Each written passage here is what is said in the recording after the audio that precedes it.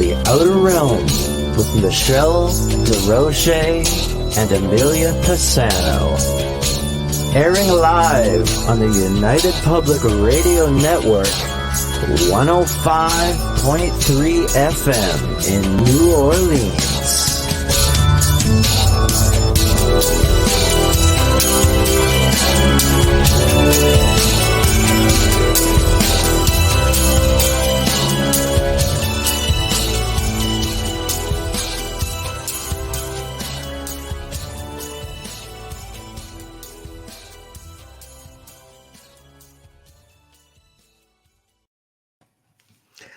Welcome, everyone, to the Thursday night segment of The Outer Realm. We are broadcasting live via International Public Radio right here on the United Public Radio Network 105.3 FM in New Orleans. So tonight is fully sponsored by the amazing folks over at Folgers Coffee, who have had complete faith in us from day one. And I have a little treat about that too, just saying. Also, big thank you to Dr. Snick, the sonic surgeon, aka Justin Snicker, who is an award-winning composer of Halloween, horror, sci-fi, dark wave electronic music, and his music can be found on Bandcamp, Spotify, iTunes, Amazon, and most streaming platforms. So we thank you for your generous contribution to our show of your voice and your music. Don't want to not do this because this is very important. We would like to wish everyone a happy Remembrance and Veterans Day. We will never forget. And thank you all to those who have served and continue to serve. Especially a big thank you to Joe for your service. We appreciate it. We love you big time. Now, before we introduce our guest, I have to do this because we kind of had the pulp kicked out of us on yesterday's show with this. And I'm going to just freaking say this Folger stuff right freaking now. Okay. This is for you, freaking Hamilton. We were caught off guard. And I hope you're sending him a clip of this. Oh, yeah. I'm going to send him a link to the archive. So here we go.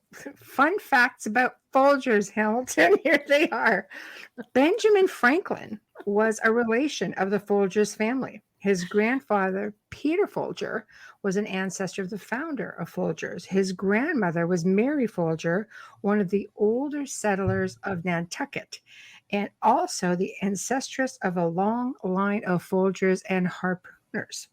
So the family dates back to at least the 1600s when, are you ready for this, Hamilton? They left Norwich, England, and headed for America. Yeah. You didn't know that, did you, Hamilton? You didn't. Anyway, they came over to Hill to look for gold and stumbled upon the coffee business, which of course did them well. In fact, the family was just so well known that they were used, I guess you could say a little tidbit, was used in the book Moby Dick. The Folger clan of Nantucket, and they were renowned for their whaling efforts, hence the reference, a long line of Folgers harpooners. That was in the book.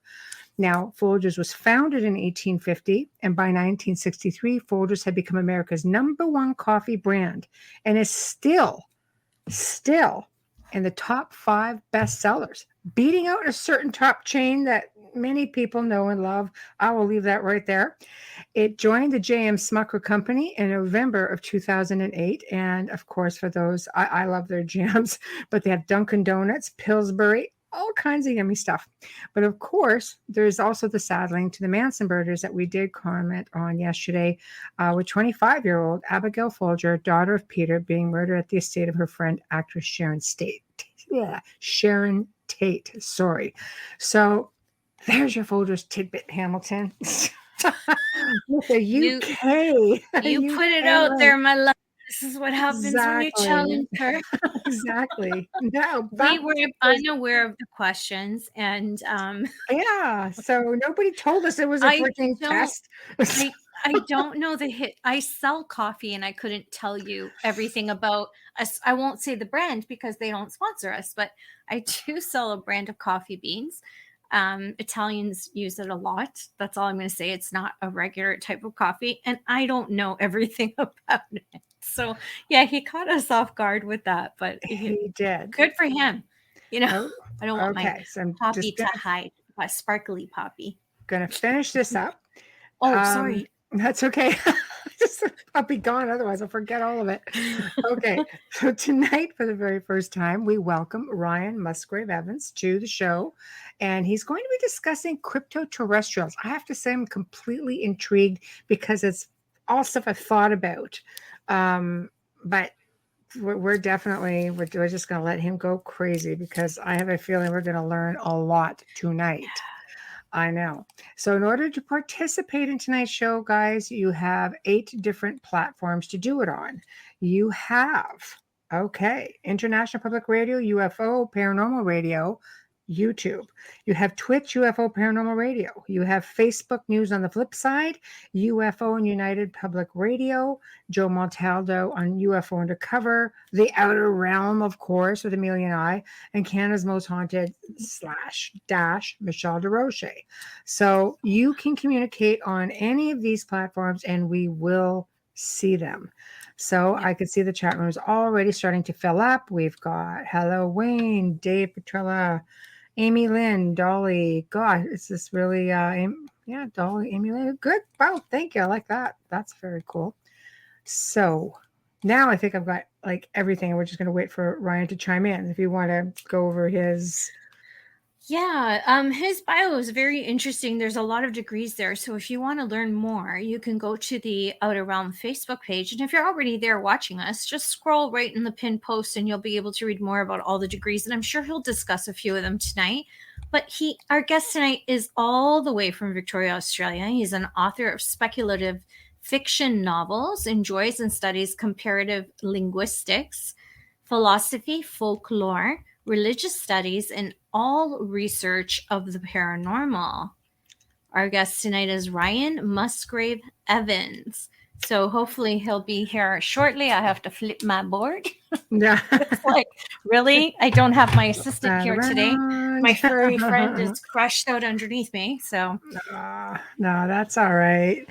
Yeah, so, we did survive the show with Carl Cookson and Hamilton White yesterday. It was actually... We survived it. We're here. This is not a hologram. Us, except for the whole Folgers thing. So I figured, okay, you know what? Well, there you go. That's the kind of research you get when you give us some heads up. I'm glad that he did, though, because he brought a lot of awareness to them, and it was a great promotion, even though it came out of his mouth. But it's great. It's great. It's great that he did that. I learned a lot. Thank you, Dolly. Yes. We love Folgers as well. Yes. Yeah, that was really funny because some of the things that he said, I had no clue. Because what a lot of you don't realize is we don't get all the Folgers that you do in Canada. I believe there's just the one. So he was talking about decaf and he was talking about all these things. And we're just like, Joe gets all that stuff. I know, we're like, what? We don't get it. But we're very grateful to Folgers for their sponsorship, and we pray to God you're still there. Hi, Jeannie. And hi, Robin. We're so sorry, but it was great that that I'm sure a lot of people that drink Folgers didn't even know a lot of the stuff that Hamilton was telling us yesterday. You know what? Definitely was some things that I did not know. But then again, like, we're up here in Canada, so we're kind of green with it. But, I know, but he threw me off because I studied Manson and it didn't click to me as Folger's heiress. It was just not that she was a victim. But it didn't click to me as to her being the heiress of that. I did not know. Right. I knew about the other people, like the homeowners. But anyways, that show's done. Hello. Hi, Ryan. Welcome. Hi, Ryan. How are you? G'day.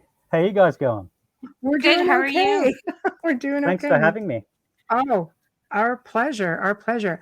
I have to say, just reading your bio and, the title of the book, I'm thinking, geez, it's all stuff that I'm sure we've thought about, but it's such I guess, sort of controversial in a way. People can barely get their head around ghosts. Try going outside the norm too much, and I think it gets a little bit confusing. But what I'd like to do is just, I guess, start off with humble beginnings. So basically, what led you down the path to research something like this? Personal experiences, for example, just walk us through. Yeah, cool, for sure. Yeah, well, I am an experiencer Oh, of a race of beings. My book, Children of Orion: Finding the Crypto-Terrestrials, though, that's primarily an investigation, looking for those beings through cases throughout history, going back to the Celtic fairy faith, saying, looking at the non-human entities described as elves and fairies and alike in those days, and also looking at the modern cases that would fall under UFO, ET kind of narrative and themes. But I've been having experiences all of my life, but I had interpreted them primarily as interactions with some kind of spirits, entities, spirits of the earth, tree spirits, elves, fairies, maybe. Not necessarily fairies or elves in the sense of little women with wings and Santa's helpers at the North Pole, but those they're older usually more ideas of aggressive, fairies. aren't they? Yeah. I don't know. Have Um, you seen Santa's elves? yeah, it can be pretty scary, I suppose, can't they? Yeah. Gnomes. But but but since just in the past 8 years or so, my own experiences have been really amping up, so that I have been having large scale contact with beings that are more obviously falling under UFO ET kind of rubric. Now, I am aware now that this is all a continuum of experience. The beings and the experiences I had in the early days are identical for the most part with the more recent ones.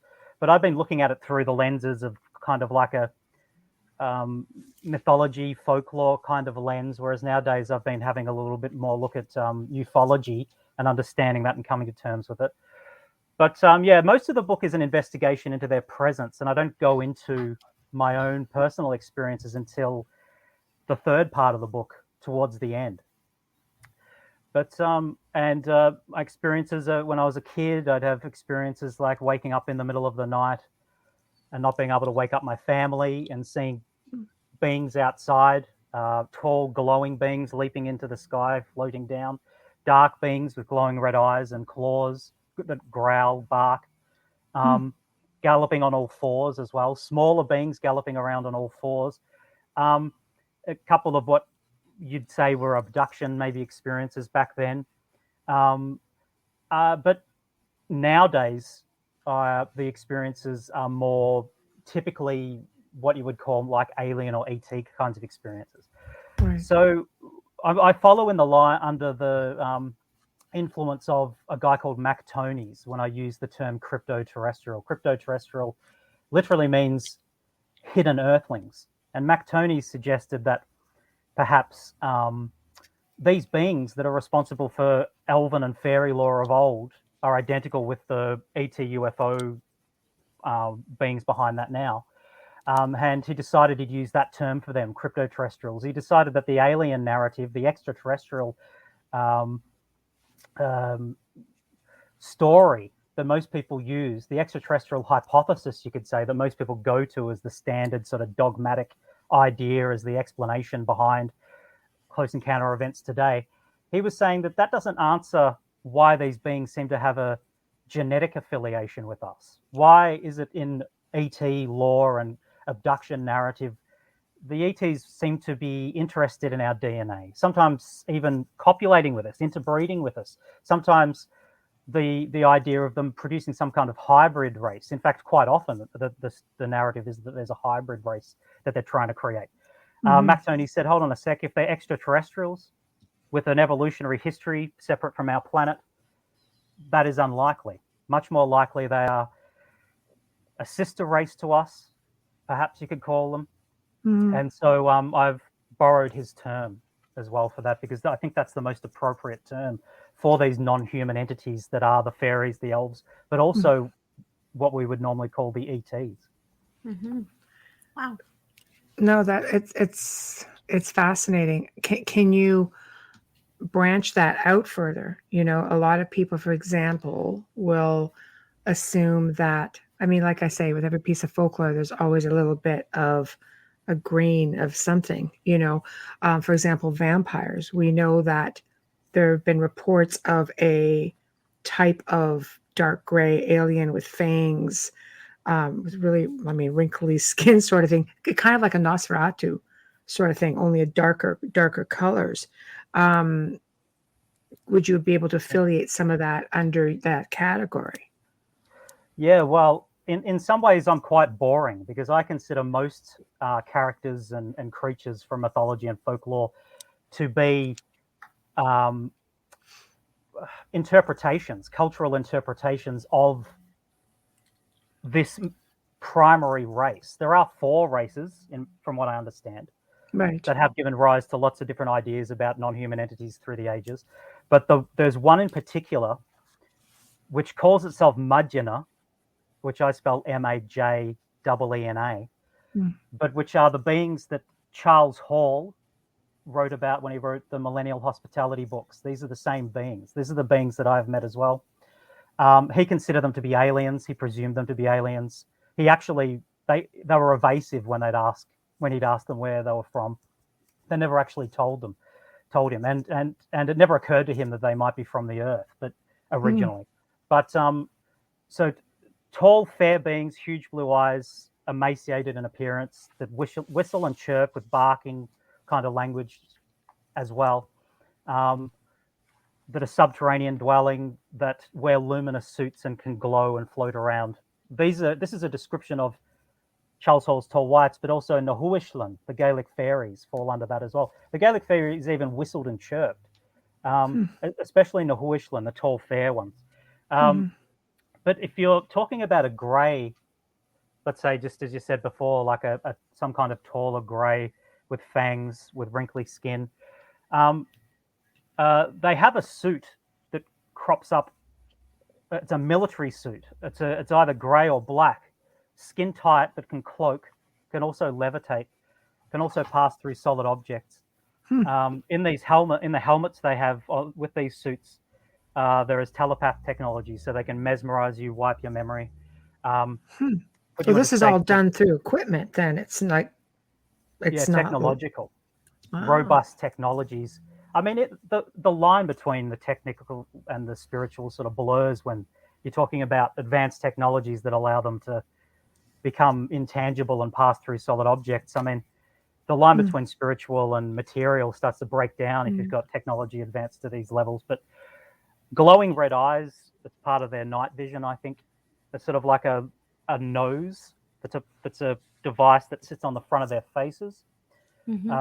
That they use to resonate and amplify sounds so that they can make animal-like sounds that are particularly loud, roaring, growling, screaming, shrieking, and things like this. That's interesting. A lot of vampire lore, in my opinion, is attributable to them originally, not just in their suits, but without their suits. I mean, they're tall, emaciated, thin, with 4 long, slender fingers with a small thumb, the vestigial thumb further up their hand. And they can hypnotize you, mesmerize you. They're actually vegetarian. They're not going to be drinking anyone's blood anytime soon. But that's refreshing. But I do think that a lot of the vampire lore as well has come from them. In my opinion, fairies, elves, jinn, a lot of the old ideas about gods with a lowercase g, classical gods, ancient Egyptian stuff, Mesopotamian stuff, I think stems from them. But there were 4 races that were exerting an influence on us. And as far as I know, there's only 2 left. One of them is a smaller race. They call themselves Sabetina, dark skin, a chocolate brown color to their skin, claws, 3 ridges on the top of their head, dark eyes, although their eyes sometimes glow red at night. The Virginia incident beings from Brazil, they were the Sabetina beings, if people are familiar with. In the 90s, an incident where there was a crashed UFO, and then there were these small monkey-like brown, oily-skinned, scaly creatures wandering around the town, dazed. and some children saw them, and they were taken to a local hospital, etc., and so on. But so the tall whites, or the Mudgina, and these smaller dark beings, the Sabetina, are the two main ones that still interact with us, and they are close allies. So when people have abduction events, or even events they might consider to be hauntings of some kind, where they wake up, there's tall cloaked figures in robes with hoods, Yes. fair long faces with a pointed chin and high cheekbones, Yes. and smaller beings with wrinkly faces that also wear hoods, moving around in amongst them. This is the two races. That's interesting. No, that's fascinating. I saw you put up some comments. Do you want to go through them? Questions? Oh, I'm going to scroll back up. Yeah, to I the just figured we question would because just it go didn't. back. Yeah, it didn't fit right then and there. But Yeah. I'll show this one here right now. Okay. Okay, from Overlander Canada. I wonder if aliens ever get harassed by shadow people. Okay, so the shadow people are them. In their boa suits, when they're cloaking, they sometimes cast shadows. So and they have glowing red eyes at night. They have, also have prosthetic claws on their hands as well. So sometimes they look like dog people, and they given rise also to ideas about dogmen and wolfmen a lot of the time. But the shadow people and poltergeist activity is usually attributable to them. So if you think that your house is haunted and you're hearing voices in the night, there's shadow people. You're hearing music, maybe creaking on the stairwell, heavy boots on your roof, voices and all this kind of stuff. You're most likely an experiencer of Mudgina. And it could be for various reasons. They have breeding programs, which is one thing as well, where they interbreed with us sometimes. If you're in their breeding program that is voluntary, they would have asked you at some stage if you want to help them augment their failing genomes, because they're quite sickly in some ways. Their bodies take a long time to heal. They're susceptible to a lot of diseases. They consider us to be healthy, archaic stock of humans. They're related to us. I like that. But we're healthy. Yeah. No. Yeah. Because Considered to archaic them. makes it look so old. During a pandemic, they must be dying off a lot. Oh, right. Yeah. I don't know whether they're susceptible to I that wonder kind of if they're virus or not. sickly. Yeah, I would just wonder, like, we really don't know much sure about about that it, right? Dolly said they do have the same types of DNA with us, with being all living beings express DNA. Yes, but they are close enough related to us to interbreed, as in the case of Peter Curry in Sydney.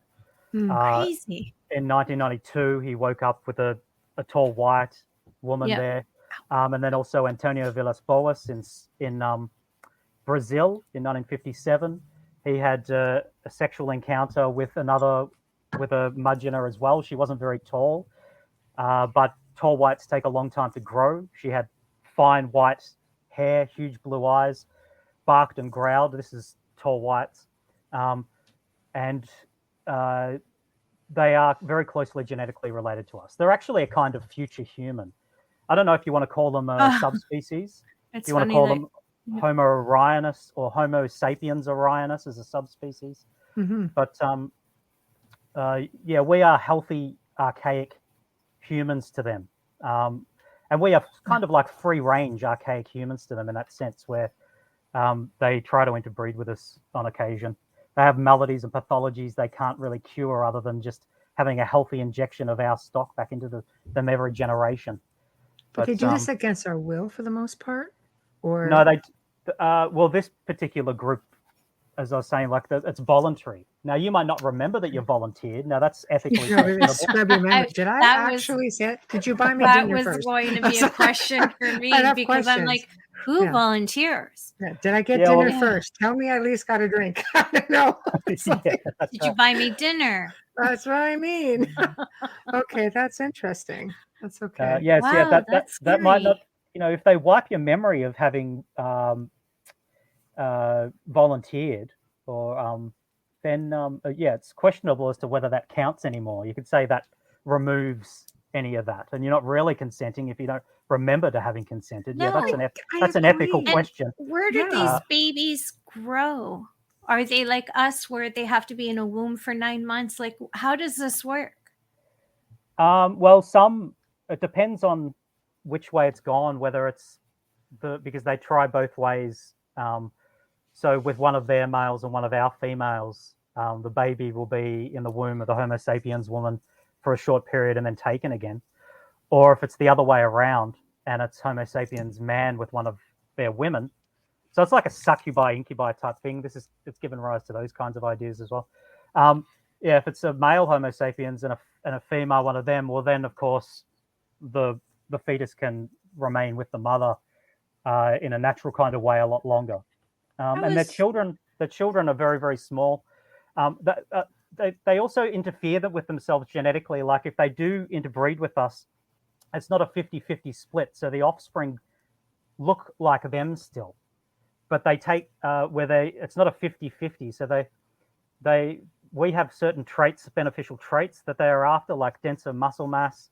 Our bodies repair faster. Yeah, immune but then in other systems.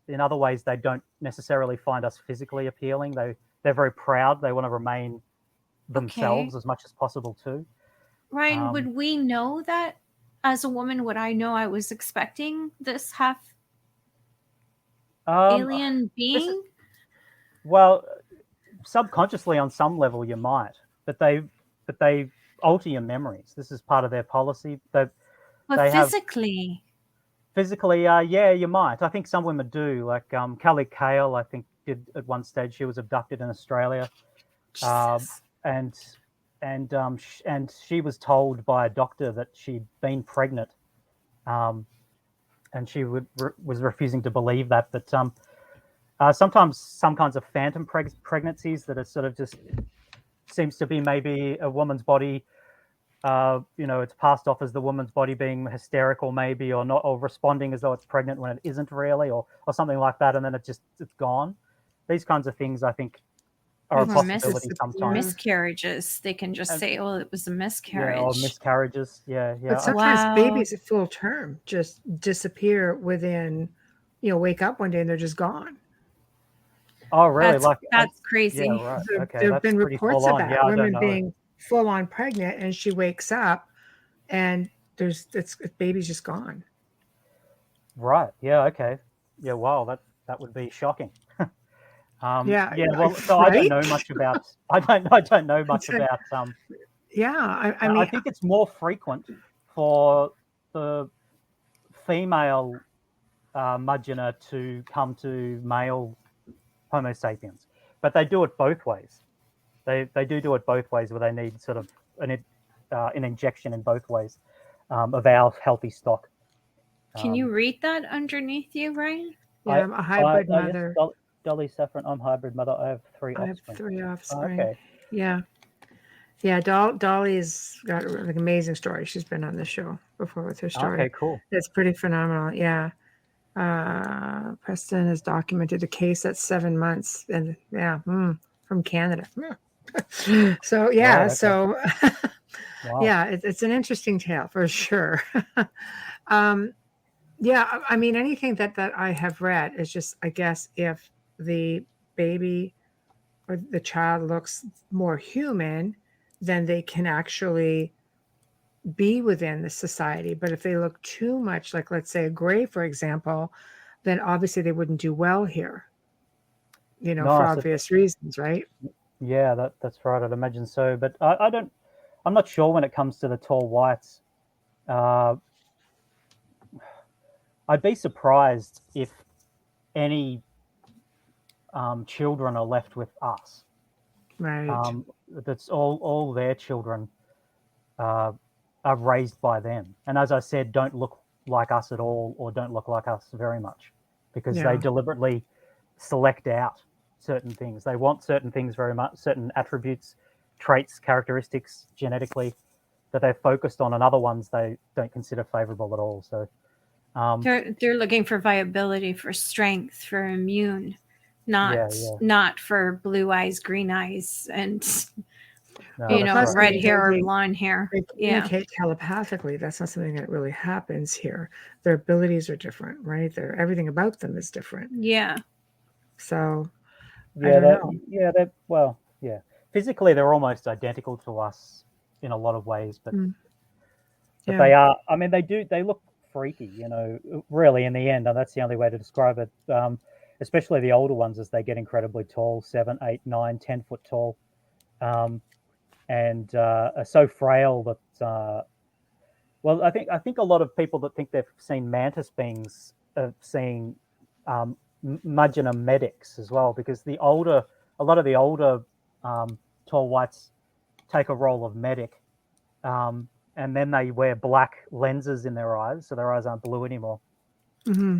Facial mask, cover over their white hair, um, coats on, tight white coats. The older ones have their spines start to suffer. They start to twist. They get like hunchbacks, shoulders pushed forward. Their necks start to come sort of straight out from their chest.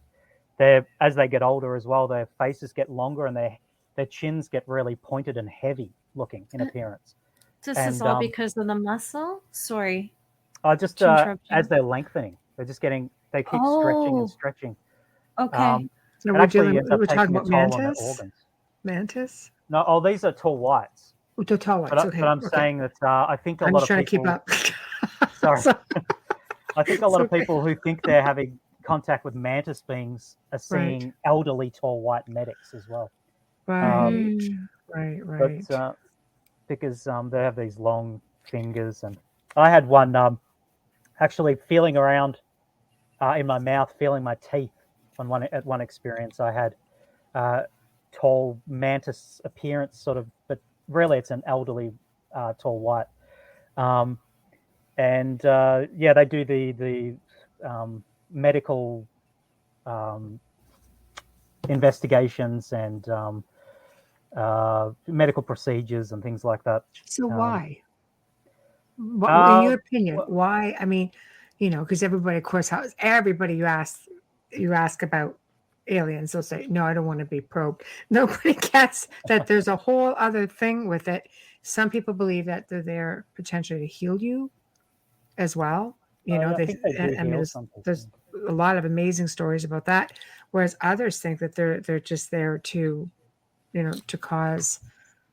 Well, obviously, it's just scientific experiment. I mean, we do it to animals all the time.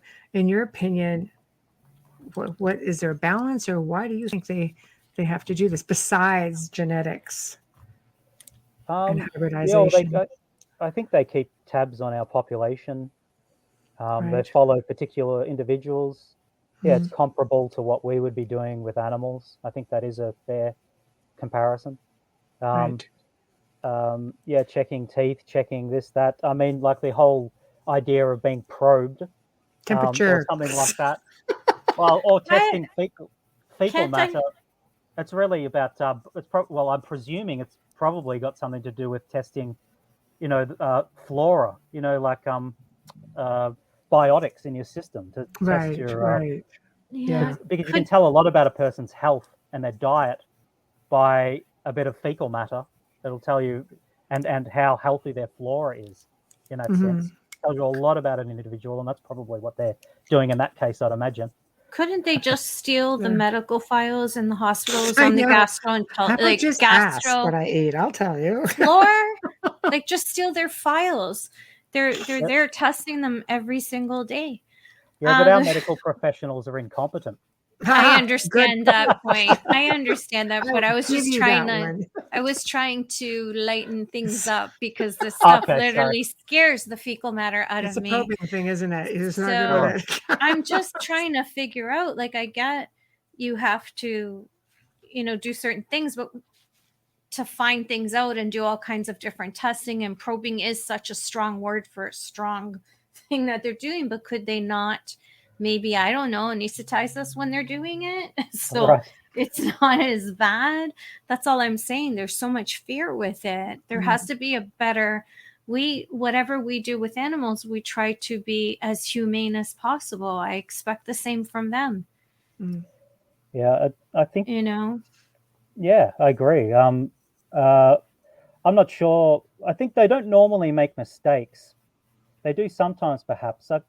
But if people are remembering things like that, and it's a real, actual experience and not a dream or anything like that, as it could be a mistake where they forgot to remove a person's memory or didn't do it properly. The procedure was a bit wrong, or they didn't anesthetize them properly, or whatever.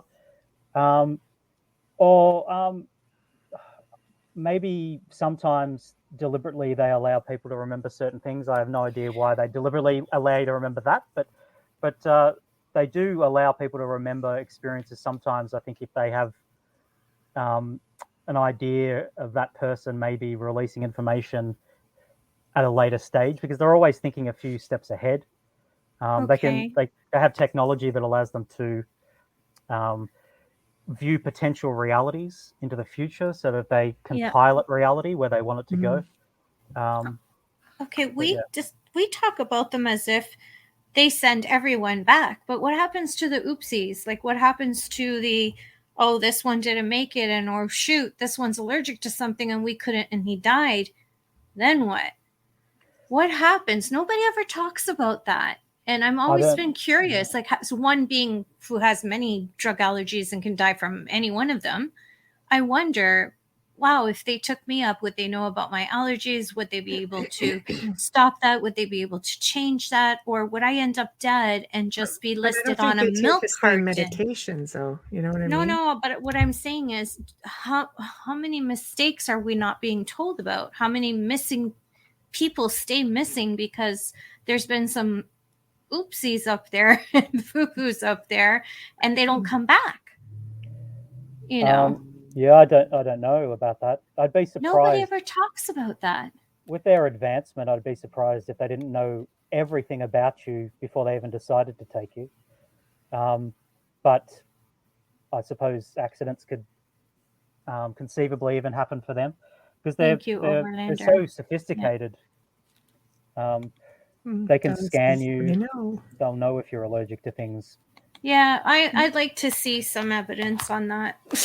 How would you see evidence where you are in complete freaking denial that you are I've an never experiencer? been abducted. I'm just saying, I would like to hear some people come back. You hear people say, I was probed, or I had this done, or I don't have recollection. I want someone to come back and tell me they killed me by accident, but they sent me back and I'm healthier. I would love to hear that, because you hear so many stories of healing. So why wouldn't they be able to, like, cure me of all my drug allergies, or they probably could cure my daughter of her kidney disease? You got to take this up with them when you're on the ship. Unless Enzo Ferrari painted it himself, I am not getting on that thing. I don't know. I'm an experiencer. I'm an abductee, contactee. Yeah. I'm fully, like, totally okay with it. Yeah. She, on the other hand, will not. And she is, as you are. See, they don't kill you. That's right, Dolly. Also an experiencer, contactee, abductee. We don't really know that. We don't really know that. I have to be the devil's advocate here. We don't know if they've had accidents and have killed people. They could have dropped them through the beam lights, and somehow you're over the Mississippi River and you lived in New York. Oops. Sorry, I'm not making jokes. I'm not making jokes. This is coming from a crime thought process. I know. What if, like, you're hearing all the jolly good stories, but what about the ones that didn't come back? Is abducting you in one of their it could be that the government's doing that as well. There's another, there's another one. And what about all the stories that you hear about people being found months later and their dressed clothes are backwards? They just pop up out of another field and they didn't age at all. Well, those are people going through portals, right? Yeah, and this all ties back to the fairy stuff as well. The old fairy lore talks a lot about people being abducted, just as people are abducted nowadays by the supposed aliens, because they're aggressive and missing fairies. time. Right? Yeah, well, they can be. Yeah, but it depends on your motivations, whether they've decided you're a good egg or a bad egg, or whether you have aggressive and malicious intent in the first place when you're in an area that they're inhabiting. Mm-hmm. All these kinds of things. Some of the missing 411 cases are attributable to, especially in regards to hunters. Mm-hmm. Hunters going missing.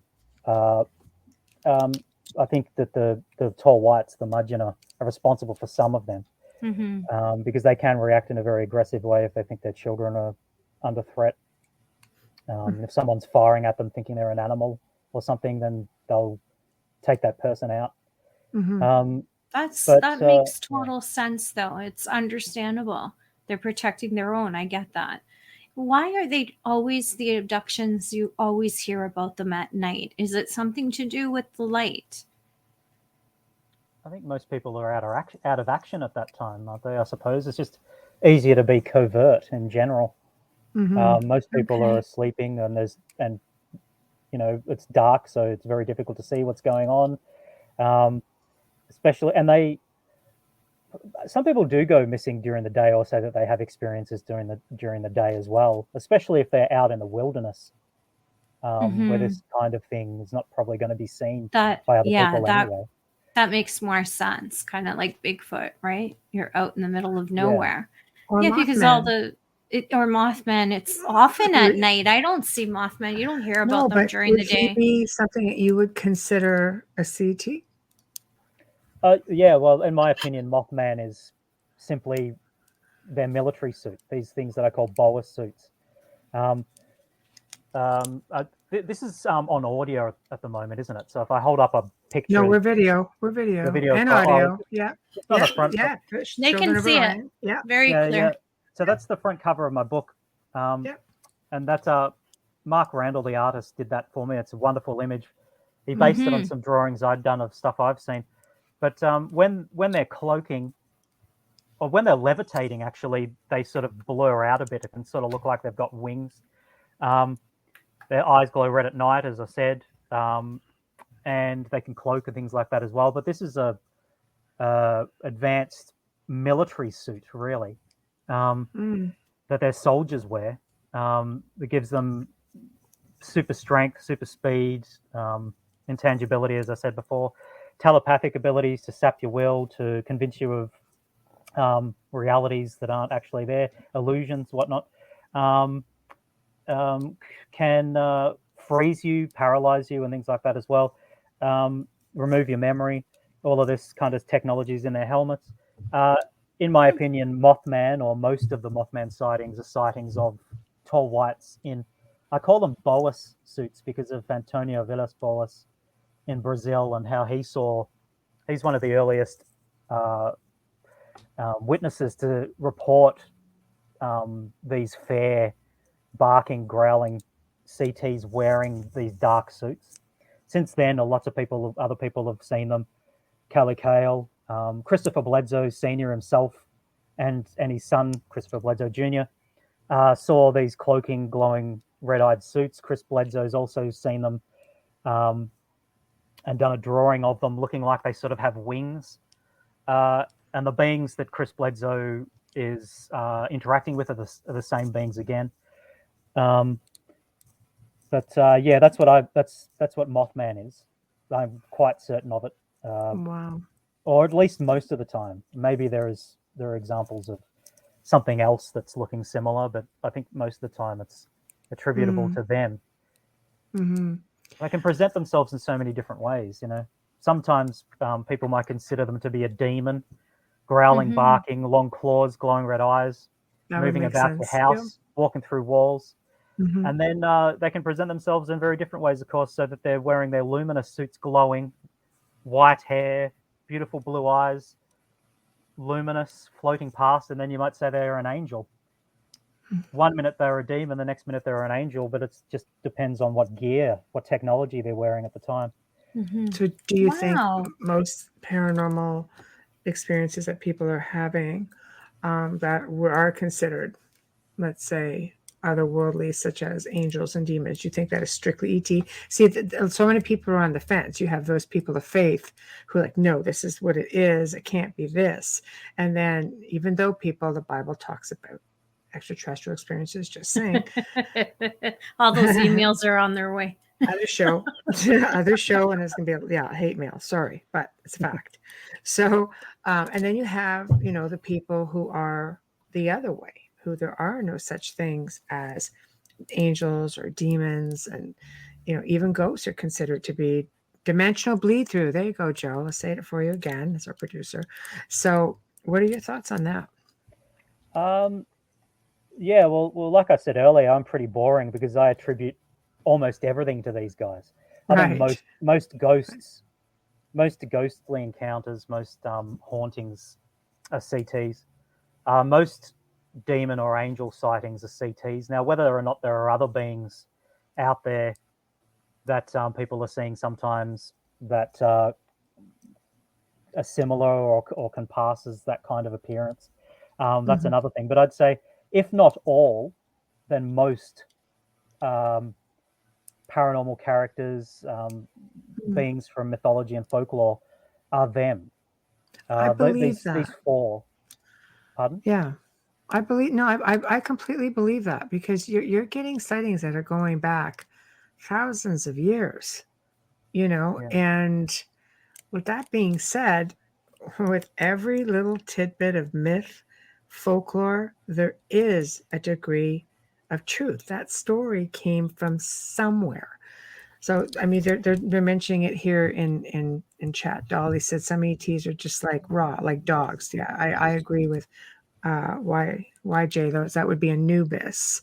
Anubis would look more like the dog, right? Ra is the bird. Yeah, the falcon. So yeah, Anubis is a jackal, correctly. So that would be. I mean, let's face it. There's like beings in some of these ancient cultures that are half and half human, half crocodile. That's big in Egypt. I mean, you see a lot of that in ancient Sumerians. You do see a lot of that. Even the Anunnaki had wings, right? Which sounds a little bit, our overlords or our creators, extraterrestrials. I mean, there's so much. How can you deny it all? It's all there in writing. Yeah, I agree, and I think that's the substratum that links it all. The ETs or CTs or Hmm. whatever you want to call them, but yeah, Yeah. that they've given rise to most of this, if not all of it, then at least most Hmm. of the. And our religious and spiritual systems are based a lot on direct empirical evidence of interacting with these guys Right. throughout the millennia, and seeing them, and then cultural interpretations. People sort of wander off and start adding to the story, making bits and pieces up to make it to rationalize it to themselves in some way, um, and that can sort of slowly drift away from the original truth of the matter, which was perhaps in some people's estimation a boring, mundane kind of truth. That Hmm. a lot of these spiritual entities are flesh and blood beings with advanced nuts and bolts technologies that have reached such a peak of sophistication that they appear as magic, or really, like I said before, the terms start to fall to pieces, and Mm. these kinds of dichotomies between material and spiritual and things sort of fall away.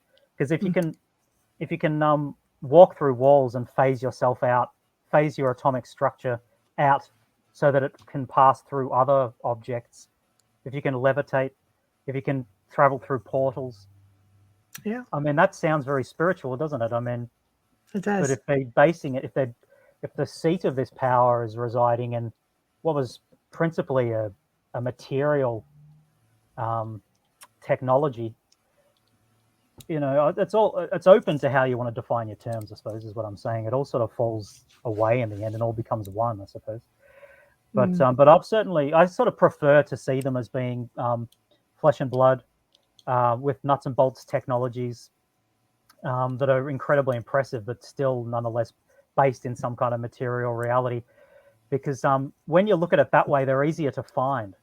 You don't cloud your mind over with if you start to get too metaphysical or esoteric, you start to say things to yourself like, maybe they change and it depends on what we think of them as to what they really like. And maybe once you work it out, they change themselves. And it's what I've tried to do is see them as being things in themselves that are separate and distinct to anything we believe about them.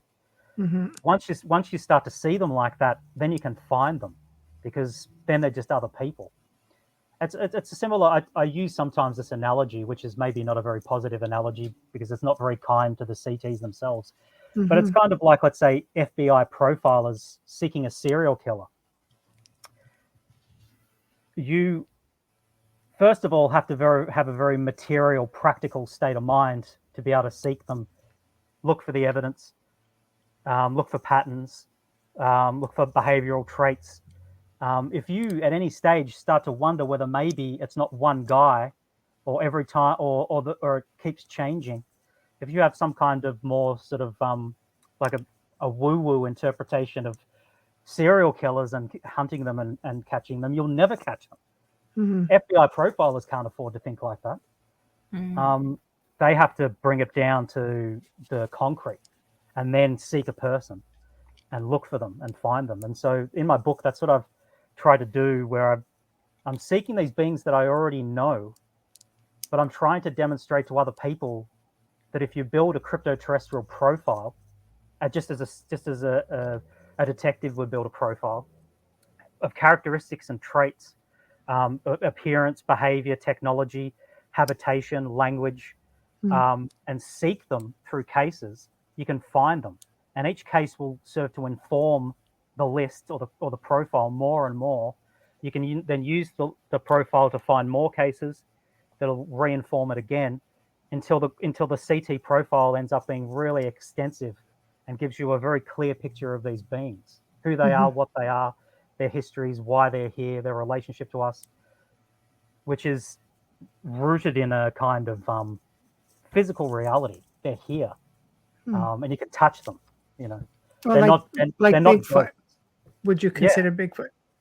So yeah, because some people have been able to touch them. There's all kinds of experiences with that. Did you do that? Did you do that? No, it must be you. Wow, that's so. It's so sensitive. No, I know. I just rolled over it. Yeah. No, this is a comment. Is Linda Moulton Howe. She's an amazing researcher, of course, right? Everybody would know her, and has reported on winged humans for years, which is interesting. So go check out her website for anybody who's interested in that, for sure. Yeah, I mean, Bigfoot is one of those that we seem to be able to, that you can just touch them. I mean, really, they seem to appear in physical sense. People find hairs, they see footprints. You don't seem to find that with some of the others on an average. They seem more elusive. I don't know about Bigfoot and whether or not Bigfoot exists, and there's a lot of evidence to suggest that it does. I do know, and this is where I get myself into trouble with people that are interested in Sasquatch. I do know that the Sierra Sounds are definitely tall whites, not Sasquatch. The Sierra Sounds that were recorded in the early 70s by Al Berry and Ron Moorhead, where they heard animal-like sounds and also speech that sounded what was described as sounding like samurai chatter. So it kind of sounds like Japanese being spoken in a sort of like an aggressive, deep kind of way, like a samurai or an anime character or something like that. This is definitely tall white language. A guy, which I've heard myself, but also a guy who he wasn't really abducted. He was invited on board a saucer in Spain, the Surya abduction, it's called, in Spain in 1978. He was hunting with his dog and he was invited on board a saucer by tall, fair beings with long faces, with big chins, that barked and growled and whistled to each other, but also spoke in what he said sounded like a cross between German for its guttural features and Chinese because it was monosyllabic. And he said it sounded like cries like of the martial arts of the Orient, is the way he phrased it. And then that's interesting. What a research, the guy who was the primary researcher in that case played him some, Homo sapiens languages, world languages, just to see, which one he thought maybe it sounded the closest to. He ended up settling on Korean. And Korean and Japanese have a similar sound to each other. Probably Japanese speakers and Korean speakers don't think that those two languages sound alike at all, but to us as Westerners, we're sort of similar to the ear. Yeah, definitely, Ron Moorhead said that that experts listened to the sounds and said they were being produced by a being that was 7 to 8 foot tall. Well, that's fine. Tall whites can get to 10 foot tall. When I talked to Ron Moorhead about this, I said to him, dude, I think this is tall whites. This sounds very much to me like the tall Mudgeonal or tall whites. And he said, well, he doesn't know what was doing it in the end because they couldn't see them. They could only hear them. In the morning, they were there on numerous occasions, but he said that they'd find big footprints. So he said whatever was making it had big feet, but other than that, he has no idea what made the sounds. So he said, well, you never know. He's not sure. But he did say to me as well that he experienced, and he's on record saying this, he experienced high-level technology as well, something that you wouldn't normally attribute to Bigfoot. No. Humming sounds coming from inside the earth, and orbs and UFOs. What looked like, he described it as the blade of a lightsaber without a handle, like just a rod of light floating across the ground. Yeah. And now a humming sound is frequently reported for underground, I call them habitations, but facilities or dwellings of tall whites. You get this at Skinwalker Ranch, which Skinwalker Ranch is definitely on top of a tall white habitation as well. You get these kinds of things heard in a few different Australian cases. I heard it in the haunted forest of Romania. The whole time in the background, it was like a loud. I called it more droning, but it could be a humming, like a constant. And then we found out it was under a no-fly zone after that. So there was all kinds of UFO sightings and everything. So it makes me wonder now if the theory that there's a base in the mountain might like that town in the U.S. where they all think they're going nuts because that's all they can hear. Is that humming sound? I have to get the name for you because it slipped my mind what it was called. Maybe Zachman can get that one. That town in the States, the city where there is such at least Ling even did a whole series on this on her show, and people would just hear this humming, and it's constant. It never goes away, and it drove some of them crazy. Used to it though, living there but not visiting. Well, I spent several hours in the forest. After a while, it's like it's there, but it's you just sort of get used to it. You become so accustomed to it. But it's also known as Romania's Bermuda Triangle. People have gone missing there. And a couple have times, one specific little girl 5 years later reappeared. All not right. So there's obviously something to it. Is it a portal making that noise, or is it? That's what they don't know. This place here, not everyone hears it. Not the whole town. Just certain people hear it. We all heard it. Yeah. At this place. Just certain people hear it, and it's been going on for years. I wish I could remember. I have to look that up because there was a whole movie on it and so many documentaries. It was crazy. So Skinwalker Ranch, then, I mean, obviously there's a mix of everything there. What do you think that they're dealing with? With the Mudgeonal again, tall whites, how the family now, I know that it sounds like there's a lot of different kind of paranormal activity going on there. Yeah. And people might say, what are cryptids? Like giant wolves and huge canids with bushy tails and small dinosaur-like creatures and Bigfoot and things like that have to do with the people I'm talking about, the crypto-terrestrials. There seems to be these kinds of beings seem to crop up near habitations of crypto-terrestrials. I'm fairly certain it is for the purposes of intimidation. And a lot of these creatures, well, they're not alive. Like Like the wolf that was shot by the rancher in the Gorman case, in the Skinwalker Ranch case. Yeah. He shot it with a high-powered rifle, and bits of flesh were blown out the back, and it had no pain response. And then when they actually picked the piece of flesh up later, it was decaying. Now, whether it had quickly begun decaying after it had left the animal, or whether or not the animal itself was made out of decayed flesh in some way, the point is, I think these kinds of creatures that can then disappear if you follow their footprints, they're gone. They're being used as a kind of a weapon of intimidation. And with the Gorman family, they were not welcome there.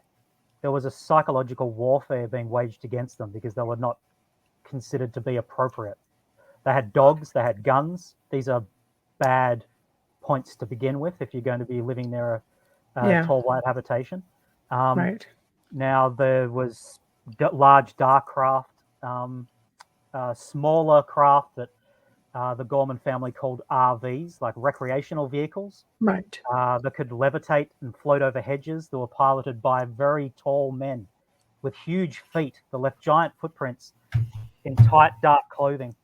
Now, Charles Hall, in his Millennial Hospitality books, Charles Hall was a weather observer in the United States Air Force, stationed at Nellis in the 60s. He had interaction with the tall whites, and they flew what he called RV craft. Nowadays, people would probably more likely to be calling them Tic Tacs because of all of the Tic Tac stuff in the media of late. Yeah. But now, poltergeist activity, playing tricks, taking your frying pan off the kitchen counter and putting it in the freezer, stealing things from you, not being allowed to dig, which was another aspect at Skinwalker Ranch. Yeah. The previous owners made it very clear to the new owners, if you dig on this property, you have to inform us. Almost as though the previous owners would perhaps pay for the misdemeanor of the new owners. Right. So they can be very vindictive, these beings as well. They don't like you taking anything as well. So if you are there in a forest where you feel an uneasy presence, if they can project fear into your mind to repel you from a place. If you take something and aren't respectful as well and asking if it's allowed, they'll follow you back to your house and maybe make your life a bit uncomfortable for a few weeks, depending on the level of the misdemeanor. They'll haunt you, they'll move your stuff around, they'll play tricks on you.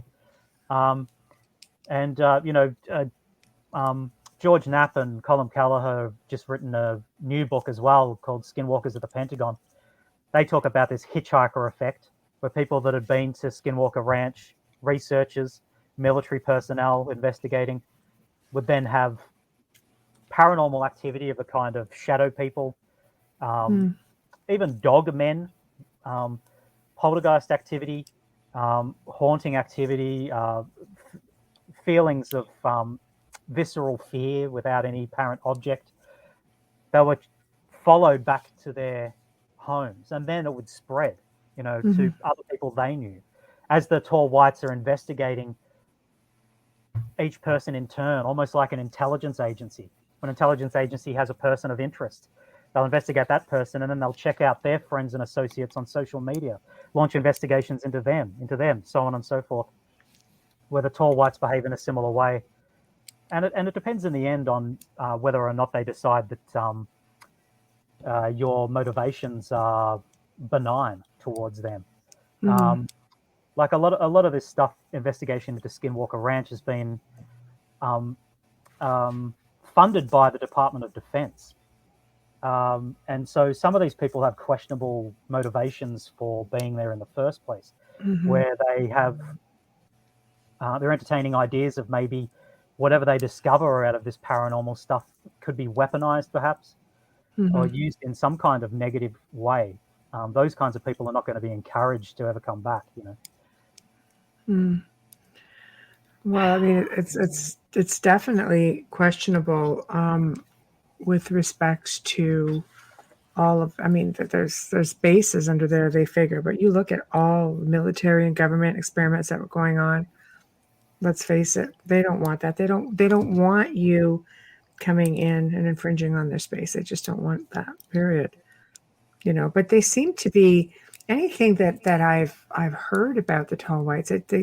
they can be like pretty gentle also, like very, like they'll assist you. They'll, they're compared to some of the other ones. For example, what about reptilians? Yes, here again, I am boring. I don't Right. actually believe that reptilians exist. I think What? reptilians are misinterpreted again, either seeing boa suits Okay. or the other three races, not the tall whites, but the other three races. All three of them have scaly skin and claws, but they're kinds of future humans, so they're mammals. They're not reptiles. One in particular that's brown and has scaly skin, large dark claws, and ridges on its head. Yes. You'd be forgiven for thinking that it was a reptile, but it's not. It's another kind of future human, although it doesn't look hugely like us. It kind of looks like a reptile monkey or something like that. So Yeah, did you say a future human? yeah, they're all future humans, kind of. Right. Well, So it depends what's on what you mean by what's time travel. mixing? What's mixing the DNA? Like what? Partly natural evolution and partly genetic engineering, Right. trying to acclimatize themselves to new environments, messing with their own DNA, changing it. And, a genome is a systemic thing. It's a holistic system. If you Right. start making alterations here and there, you might think you're very clever and that you've narrowed down exactly the changes you wish to see, but then unforeseen circumstances and symptoms, side effects will start happening and alter you in other ways. In the case of the tall whites, trying to lengthen their lifespans has had a serious effect on their healing abilities and their physical strength and things like that as a sort of like a side effect they didn't expect or want. And also growing to huge heights, which is like a side effect of them lengthening their lifespan so much. It also meant they go through different windows of growth. Like Right. their genome has become confused and started doing all kinds of things they didn't foresee. So again, I get myself into a lot of trouble. I basically, pretty much in the world of paranormal research, I offend everyone in some way Yeah. because No, everybody should be entitled to I their think own opinion. Yeah. you have to be, your own opinion, and you have to be open-minded to other people's research and what they have to say. But We're learning paranormal, so much. yeah, paranormal is something completely unexplainable. You can't really say for Exactly. sure, no, this is how it is. No, it's not. Yeah, You but don't know that. you could have I know. I've 20 been doing it for people 20 years. you could have 20 people witnessing the same accident and have 20 different accounts of it. It's Perceptions, the yeah. same thing with this. Everybody's experience is different, and you don't know how.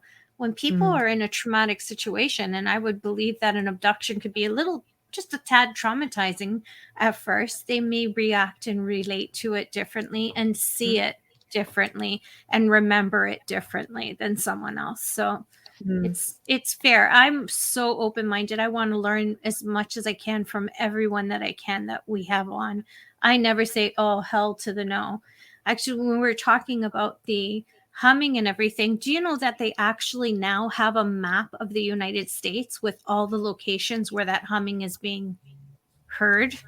Oh, wow. They never That'd be used to. interesting. You need to Google humming in the US and it'll come up. The image will come up from one side to the other, and mostly the East Coast, Oh, where okay. it's unexplained.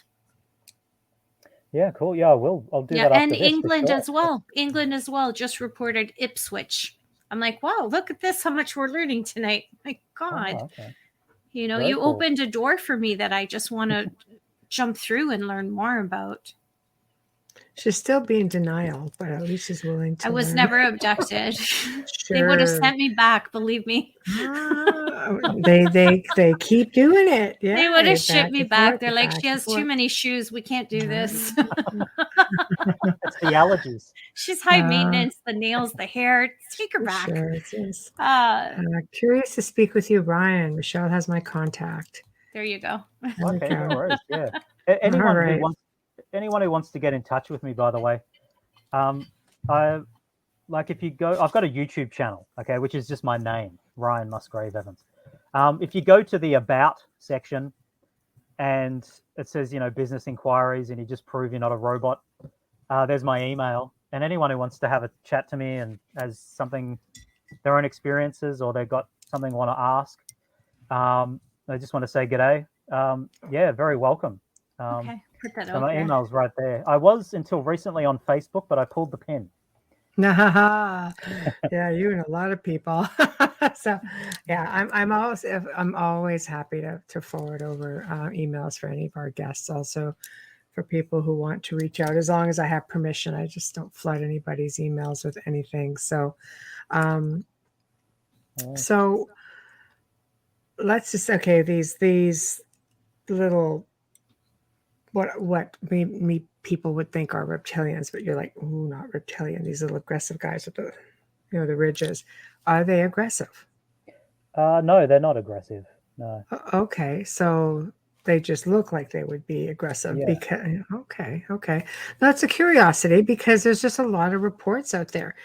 I because reptilians have this knack to be able to, I guess, like most of these beings, how they can scrub your brain, your memory. They also have the ability to have you see what they want you to see. Oh, yes, They're for not sure. really shape shifting, but maybe they're just giving you the illusion that there's something else, and that's not the case with these guys. These guys are fully on as you describe them. Well, yeah, I think that those ones, the brown, the Sabetina, the little brown ones that are sort of reptilian looking, they're not aggressive. Right, I suppose if they were attacked, they probably would and could be. right. The tall whites themselves can be very aggressive if attacked. They have their own military, highly stratified, structured, efficient military, and can respond in a very aggressive way if they think they need to. Mhm. And yeah, they use what in older times would have been called glamoury, Right. which I suppose nowadays people talk about screen memories or Yes. just or No, yeah, I completely augmenting themselves. understand. Yes. Yeah, these guys do all that kind of stuff as well, Right. and can make themselves look like someone that you know and trust. So to facilitate a positive interaction with you, so it doesn't freak you out, or sometimes even appear as someone that you've known that's passed away, Oh, that you trusted. So you might think that you're having a conversation with, good old Auntie Jan that you really liked when you were a kid that passed away 20 years ago, but you're talking to one of them and have taken on that mimic. form so that you're not as freaked out. So, and that also explains some ghost sightings as well, It where it's sort of would, a yeah. person that you once knew. Demonic Uh, mimicking, things of that nature, throwing voices, mimicking sounds, voices, appearance. yeah, It seems to fit the bill. very accomplished at mimicking people's voices as well. That's right. Yeah, talking on the phone to you and sounding like someone you know, or calling out to you. And like you were saying before, Michelle, they can be kind. Well, as well, the tall whites. Well, yeah, sometimes they guide people out of tricky situations Mm. lost in forests and things by calling out to them and sending them towards roadways or whatever, Mhm. pretending to look or sound like someone they know, and you follow them and then they're gone and that person wasn't really there and it was really one of them. In Right. particular with children, I think they take pity on our children that are lost in the forest as well. Mm. Yeah, because And there are many reports, children being found completely safe and where they should have frozen to death, and yet they haven't. They're just, yeah, that's right. days Fed and later, they're safe, they're sound, they're dry, they're happy, they're healthy. Mm-hmm. yeah, So, for sure. yeah. We're doing a station ID. Go ahead. I thought it's a perfect time. We have just a step. There's a few comments that I would love to bring up from chat as well right after this. You are listening to The Outer Realm with Michelle DeRoche and myself, Amelia Pisano. Tonight's special guest, all the way from Australia, Ryan Musgrave Evans is here tonight with us, and we are talking everything paranormal, including we've touched a little bit on cryptids. We're calling them cryptid terrestrials. Cryptoterrestrials. Cryptoterrestrials. Thank you. And not enough coffee. Just saying. And right now we are broadcasting live from the beautiful city of New Orleans, right there on 105.3 FM. We are United Public Radio, and we are streaming on United Public Radio, as well as International Public Radio on YouTube, as well as there's got to be 8 different Facebook pages that you can find us on as well. And if you missed it and you're just tuning in now, take a wee step away from your phone or your computer, wait a half an hour, and you'll be able to catch us from the beginning on archive on SoundCloud, or come back to our Facebook page and just hit play. So tonight and every night, we have this amazing gentleman who, Dr. Snick, the sonic surgeon, Justin Snicker, is an award-winning composer, and it's his voice that you're hearing on our intro and outro. So we want to give him a big shout out and a big thank you for doing that for us. You can find his music on Bandcamp, Amazon, and all the different streaming platforms. You can also find him on Instagram and on Facebook. He's active. I know for a fact he's there and he responds to everybody. And especially since the beginning with us every night, Folgers Coffee. We love you. I know it didn't look that way with Hamilton, but we love you. Because Hamilton put us in quite a... You can't see that. Anyways, we love you. We thank you for your sponsorship and for your faith in us. Thank you so much. Okay. We want to get some questions? Yeah, I'm looking at comments when we were talking about the comments. And I posted how to find you on YouTube so that they can find your contact. It's on all of our platforms right now. Cool. Ryan, Dave Petrella said, I think it's probably from all of the different spirits and being in these areas for the East Coast of the United States for the humming sound. I've never heard of humming sounds with... Yeah, or it's probably all of the background energy that we can't see. That's a huge possibility, but science has been trying to test it, and it literally says on there that they have no idea what it is. It's been on a lot of the large news sources as well. It's not just one of those, small, somebody threw it on the internet. So, with these beings, I sort of have mixed feelings about them, because they want to communicate, but they want you to leave them alone. Yeah, I think they have mixed feelings as well. Right. Yeah. Well, I can't blame them. Feminine, because that's very much a feminine behavior. Yeah. Just saying. Yeah. It's like I think in some ways it suits them very well to be covert and to pull the wool over our eyes and to not really have to deal with us that much. They don't necessarily approve of us in a lot of different ways. One thing that they don't like is that all of the people, all of the children in particular, the way Homo sapiens see to treat their children, in the sense that there's all of this incredible poverty and children starving, and they see all this kind of stuff, and to them that's unthinkable. They judge our race by these failings and failures. They don't really have that high opinion of us as a race in general. That's sort of like, I think maybe that, there are individuals they consider to be okay and other individuals they consider to definitely not be, et cetera, and so on. But if you're sort of just if they're looking at our race, Homo sapiens in general, and going to be essentialist about it and say, are these good eggs or bad eggs at large, they're not very impressed by us. I wonder how they really feel about our politicians. Probably not much, I'd imagine. But yeah. So I sort of think, but they're moving towards disclosure, I think, of a revelation of some kind. They're interacting more and more with paranormal researchers around the world, paranormal hotspots, people going there, checking them out, having interactions, fairly high level interactions with them. Quite often thinking they're interacting with ghosts or demons or whatever, but actually interacting with these guys, from what I can tell, because it matches like the CT profile that I've made. But I would have thought, they should just. It's sort of like, in my opinion, they've got it made. They're living the dream. They've got all this advanced technology. They're here. They don't have to interact with other people. That sounds beautiful. It does. That sounds like the kind of life I want. Right. But but But but were I'm a they bit of here a first hermit. though? Like, who has the rights? You know what I mean? Like, were they here first? That would mean they're Well, obviously residing. they are us. So They are they're us. a future version of us that's come back to an ancient Earth. So Uh, time travel, basically. yeah, time travel, yeah, in a kind of way, but more interdimensional in a sense. I don't. It depends on what you mean by time travel. So where Quite a bit. Yeah.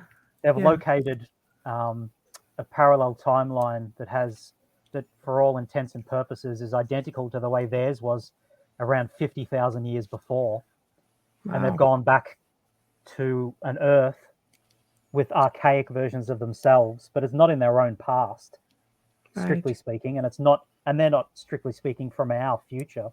They're Right. from the future of an alternative timeline that was identical to ours. So it gets quite complicated, but they really are. They're genomically they're almost identical to us, but consider themselves to be inferior in a lot of ways.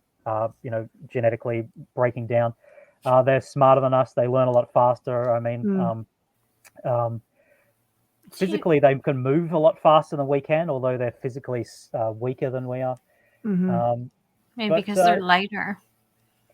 yeah, they're much lighter build, and Yeah. they can clock up to huge speeds, especially if they're wearing gravity-defying suits like the dark boa suits or these other Right.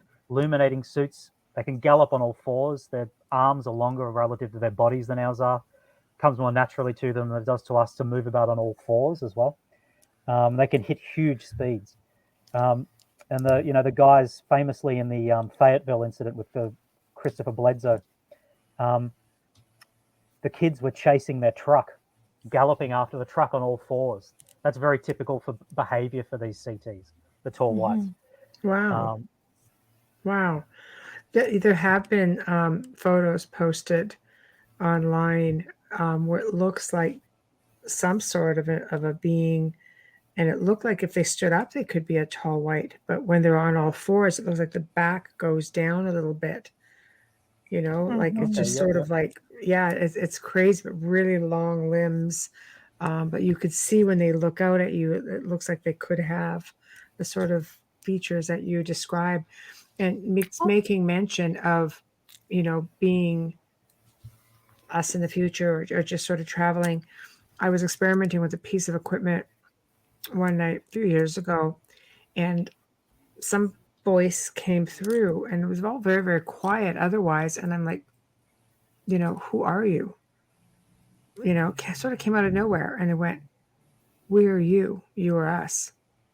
And I thought Oh, it was the most interesting statement I think I'd ever gotten that was just very, very random. I said, "So you're me as in future." And they just said again, "We are you. You are us." And that was all. yeah. That was all that came out of that. It's like, You think they're here to save us from ourselves? hmm. Well, yeah. Well, they are, but I mean, you could look at it as being kind of selfish because they don't want us to destroy the biosphere. We're Hmm. currently, we're Yes. pretty thick. We've got all this advanced technology and sophistication, but we don't really have the maturity to be dealing with it. Mm. We make a lot of mistakes. We're destroying the environment. And this is their home too again now. So we're destroying their environment. Well, there's only a certain amount of that they're going to tolerate. So they've been trying to allow us to do our own thing. But I think the honeymoon's over, so to speak. Hmm.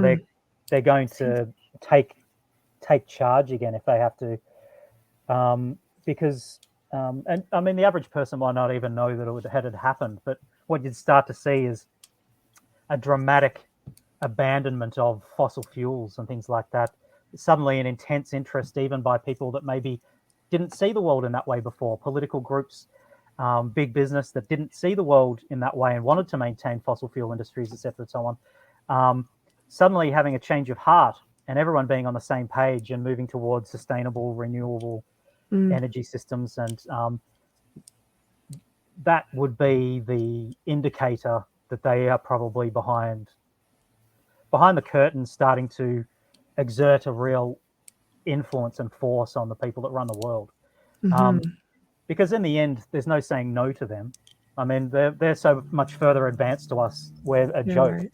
None of our technologies that are the most advanced we could possibly think of, even stuff we think that we're back engineering, trying to base on stuff, is still nothing like they have and are capable of doing. Their population's much less than ours relatively, but that doesn't really mean anything at all. So if they decide something, we all have to get on board with it. But they have the best interests of our planet and us and them at heart anyway. So we shouldn't really want to, set ourselves in defiance. No, I think it would be better to work with them. I Yeah. think we as a species, if you go back into ancient texts and the ancients, seem to coexist and work well with these extraterrestrial beings, these species. And then we went through this stage where it's taboo. Everything's, was kept from us. Nothing is being divulged to us. And I think we're coming back into an age where it's coming back into the forefront because we're demanding it, or maybe it's because they're making themselves known.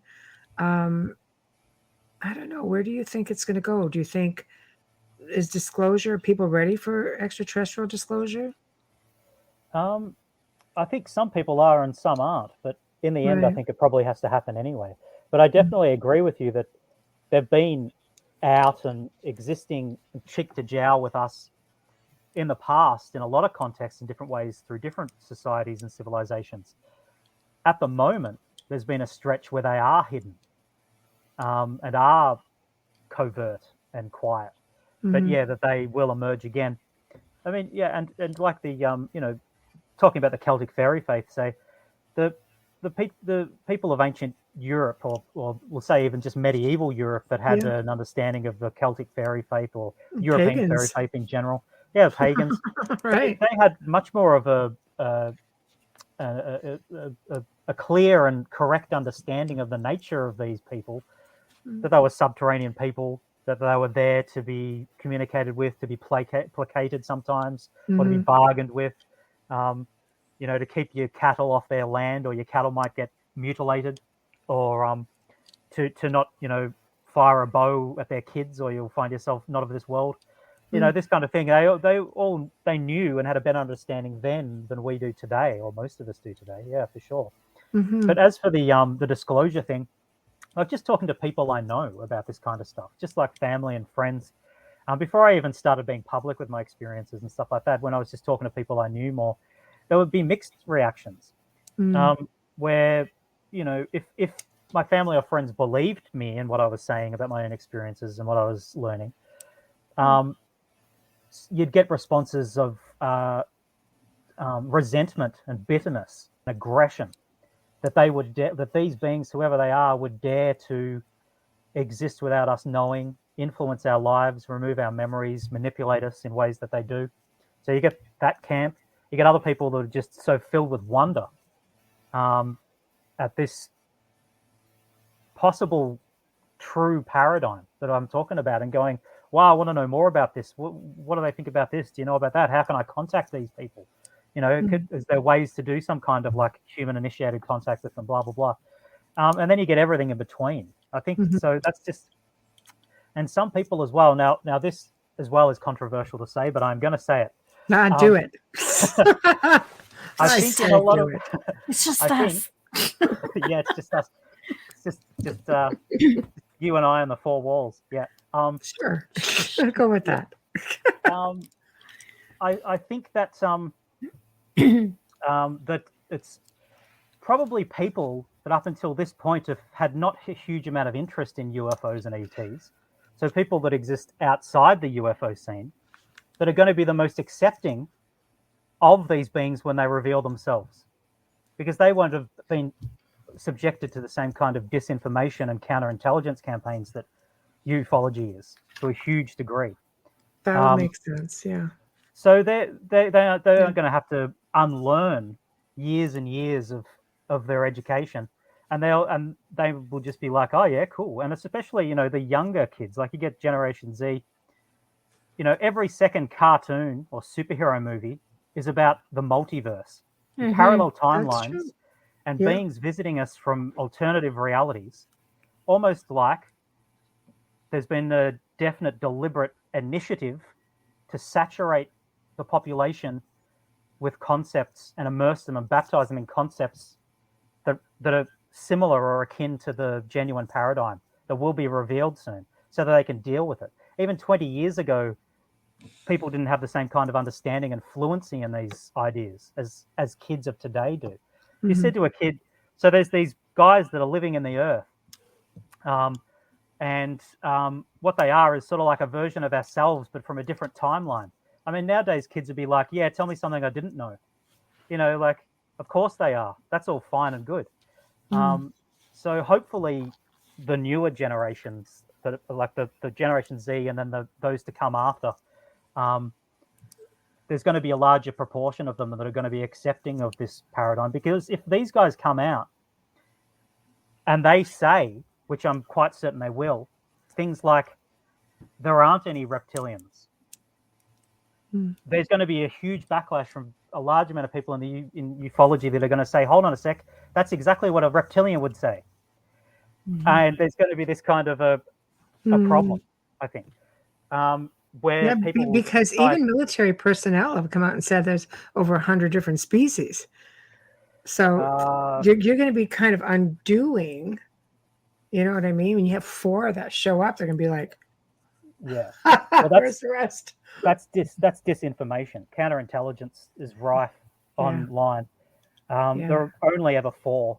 Well, that's anyway. We'll see. I suppose we'll find out if I'm right or not. It's a curiosity. Yeah. No, for sure. But, yeah. I don't know. I think, you know, you have these ancient cultures that would use their oral history and they would talk about this sort of stuff. You know, the Hopi out in the Red Mountains area, not far from Skinwalker Ranch, we're talking about the ant people, subterranean, you know, oral history prepared their people for this sort of thing. There was no fear of it. They knew something was coming and is coming, and there were prophecies made, and you know, they were given visuals because it's on the rocks, you know, that was just all put there.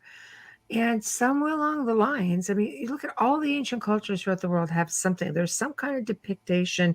There's some kind of out of place artifact. There are just things that don't belong. Then you have the people who would become so conditioned to saying, no, this isn't a thing. You're being brainwashed. This is all you should believe. I don't know. Do you think that most people can break away from that? Because let's just say this planet went to hell in a handbag, and the only people that could come down and get you out of it are these 4, let's say, races, as you say. Would you get on the ship?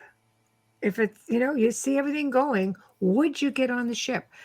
I'd get on the ship, but how many people would say, no, we're going to take our chances here? Because we don't know where we're going, yet they're already here.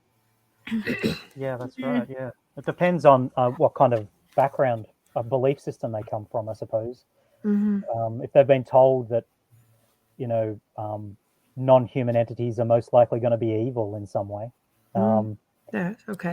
Then they're not going to be very trusting. Whereas if they're from some kind of culture where they're more accepting of the idea that there's other beings out there that aren't necessarily evil, then, you know, they've already been primed to be more accepting of them. I think people are generally I think it's a good thing as well. Some people might see it as a bad thing.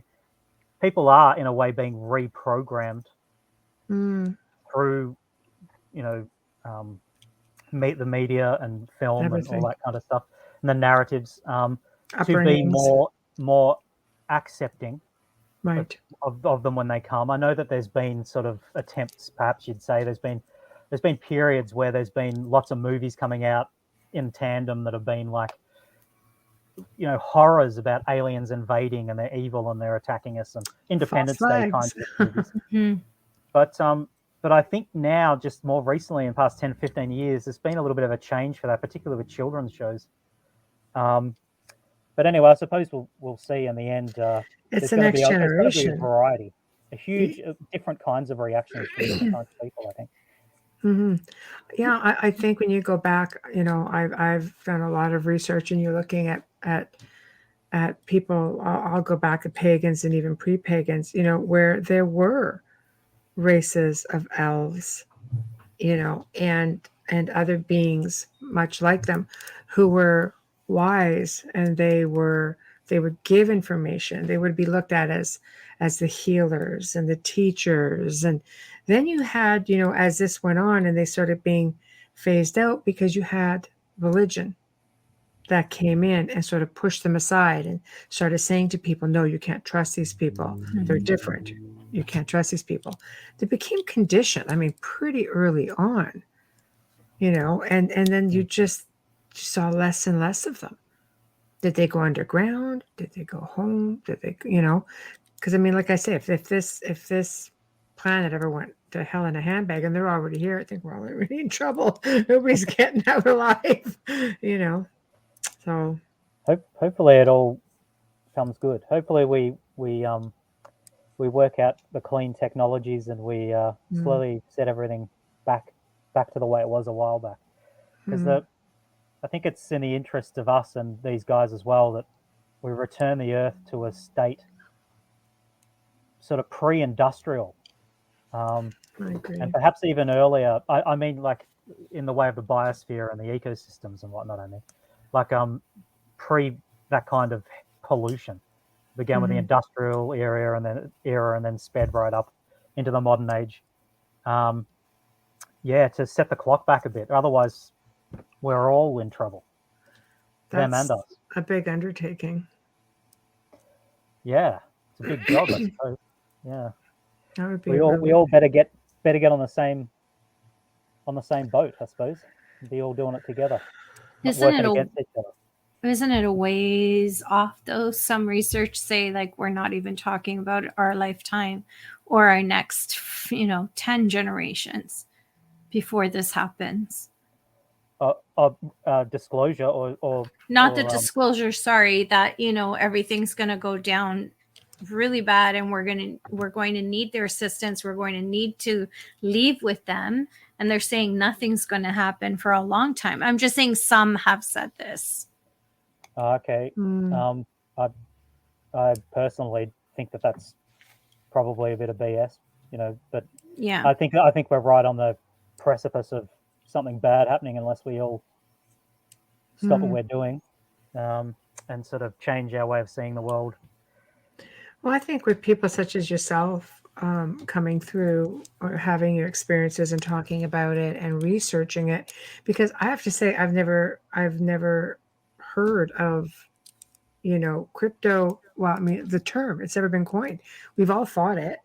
Anybody who's, I think, an experiencer or who have looked at, let's say, cryptids in general, you just assume, like, let's use Loch Ness, for example. Nessie comes through. What is that, a portal? Come in, come out. Like there are beings that are coming from different places that we just can't seem to find when we're looking for them, but they just randomly show up, and then you have these ancient beings. And again, I will go to elves because they were the sages, they were the teachers, they were the healers, the spiritual ones, the ones that just knew everything, all seeing, gentle. And I don't know. I think I figured it right from time I ever heard of them. It's like, oh, they've got to be from somewhere else. Aren't we all from somewhere else? Yeah. Yeah. Well, the tall whites have a priestly class, and so they have all different kinds of people. They have soldiers and medics and teachers, and they're like a mirror of our society, but also very devout spiritual members of our society, priests and priestesses. They believe in a kind of mystical spiritual system that's kind of like an idea that people talk about this a lot nowadays, but the idea that there is only one person in one place at one time. We're all basically the one sleeping being, the universe is all one sentient mass. They mystically try to join and unify with the universe through prayer and meditation and things like that.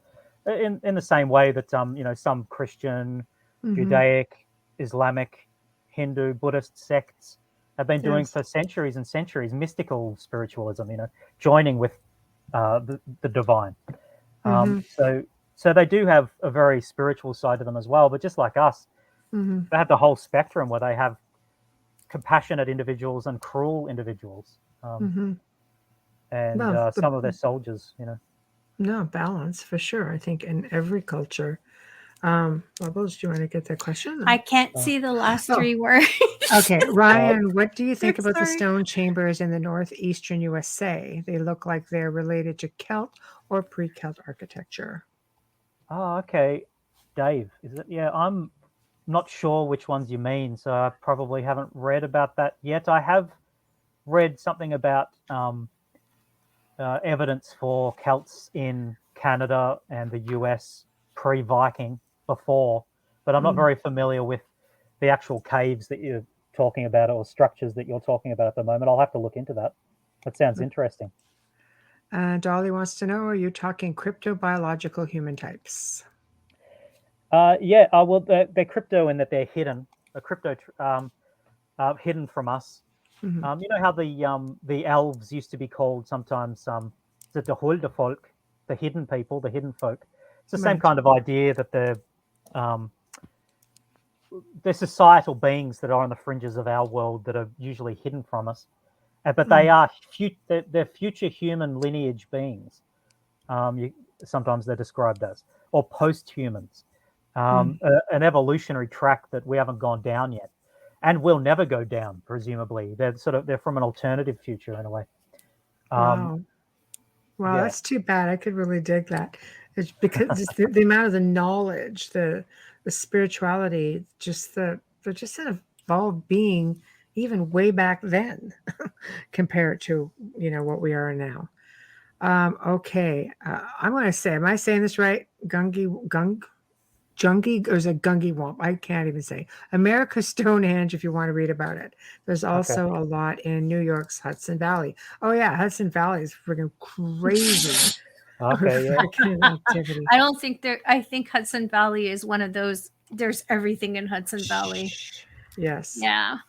Cool. So I've written them down. Thanks, man. Oh, you want that back up? Do you want me there? That's okay. I've got it. Yeah, you cheers. got it? Okay. I'll check that out. All right. I'm like, I can't even freaking pronounce that. Just write it down, sound it. Yeah. Sound it out.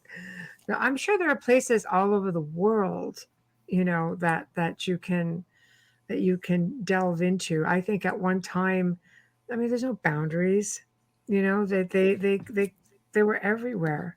Oh, here you go. Send me a message if you want a conversation about it after your research. Okay, no worries. Thank you, Dave. No, he's not on social media, Dave. Oh, yeah, I'm not on social media, though, yeah. No. No. But no, again, fascinating stuff. So this is the part of the show, of course, as we're nearing the end, where you promote your book, tell everybody how to find you, tell everybody what you got coming up. Are you writing another book? So go from there. Cool. Yeah. So my book, Children of Orion, Finding the Cryptoterrestrials, is published through Flying Disc Press, and it's available on Amazon as a paperback, hardback, and an ebook. Like I said before, I'm on YouTube. My YouTube channel is just my name, Ryan Musgrave Evans. I'm not on social media anymore. I was on Facebook up until like a couple of weeks ago. Not anymore. So if people want to have a chat to me about anything, so Dave, if you're listening, if you want to send me an email or something, mate, you go into the About section on YouTube and go down to Business Inquiries, click on that, prove you're not a robot. There's my email. And I'd love to hear from people if they have had their own experiences or if they've got questions for me or anything like that. And I am currently writing another one. There's a lot of stuff I left out of this first one. That's, I've got. It's going to be a fair bit to do. It's going to be a larger book than this, I think. Oh, you'll have to come back. 2. It might end up being 2 books. We'll see. But so that's in the pipeline at the moment, but I'm not sure when that would be out by. Because even if I finish it early next year, my publisher his dance card might be filled for the rest of the year in regards to books. So it might not be till 2023, or I'm not sure, but it's all on the go anyway. I'll So, put in a word yeah. for you. Because I'm really looking forward to seeing what you're going to come up with next, and would love to have you back on to discuss, when you've got your book out and all the other little tidbits that you're going to put in there. It's been fascinating, really fascinating. Honestly, like I said, I have not heard this terminology, but it just seems to make so much sense. So to me, it's like really anxious to hear what you're going to come out with next. Yeah, Connect cool. more Well, dots. thanks for having me. No, Thanks our so much for the pleasure. invite. Thank you for coming on. Thanks for being with us. Exactly. Yeah. So thank you. I will be in touch. And I'm not sure if you're familiar with StreamYard, but the only way you can get out is if you click the red X where it says leave studio. I have people who sit there afterwards and go, how do I get out of here? So now I try to let them go. I try to tell you ahead of time. Oh, there it is. I thought for a second I would be trapped here forever because I couldn't find the button. But everybody says that. At the end, we're all sitting there going, oh, the show's done. We're like, oh, sorry. no So worries. Yeah. that is Okay, that. thanks so much. So, thank you. Have a good night or a good day. Sorry. Yes. Yeah, it's 3 p.m. here. Yeah, Oh, it's nice. good You're night. the whole day ahead 11 of you. p.m. here. Yeah. Yeah. Good All night. right. Thank Thanks, you. Ryan. Bye. So we have come to the end of another fantastic segment here on the Outer Realm. Holy cow, that was educational. So thank you, everyone, for tuning in. Thanks to everybody who was in chat tonight. You guys are awesome. Thank you to Ryan Musgrave Evans, our producer, Joe Montaldo, because I know he's behind the scenes listening. Huge thank you to Folgers Coffee. And of course, another huge thank you to Dr. Snick, aka Justin Snicker. So please remember to stop on by YouTube, any of our network YouTube channels, UFO Paranormal Radio, UFO Gods and Extraterrestrials, it's a tongue twister, International Public Radio, and please subscribe. If you'd like to drop us a line, head on over to the Outer Realm Contact at gmail.com. Again, catch us at the Outer Realm Contact at gmail.com. Next week, Wednesday, we welcome Dr. Irene Scott to the show. She's going to be discussing, let me see if I get this right, the Pascagoula abduction incident and her new book, Beyond Pascagoula, The Rest of the Amazing Story. This is a really big abduction case. I'm sure anybody who's interested in UFOs will completely know about it. It was fairly famous for its time. So you don't want to miss that. And it's going to be UFO week, I'm thinking. Thursday night welcomes back Tom Conwell, who will be picking up where he left off on his segment with us back on July 29th with his Furthering UFO Research. So until then, we bid you a good night. Have a good weekend. But don't forget to come and see Joe and I on the Gray Zone Uncensored this coming Saturday, 6 to 8 p.m. Eastern, 5 to 7 p.m. Central. I promise you, as always, it's going to be an amazing segment because I've just done a boatload of research on something really awesome. So just saying, you don't want to miss that. So thank you, everybody. Good night.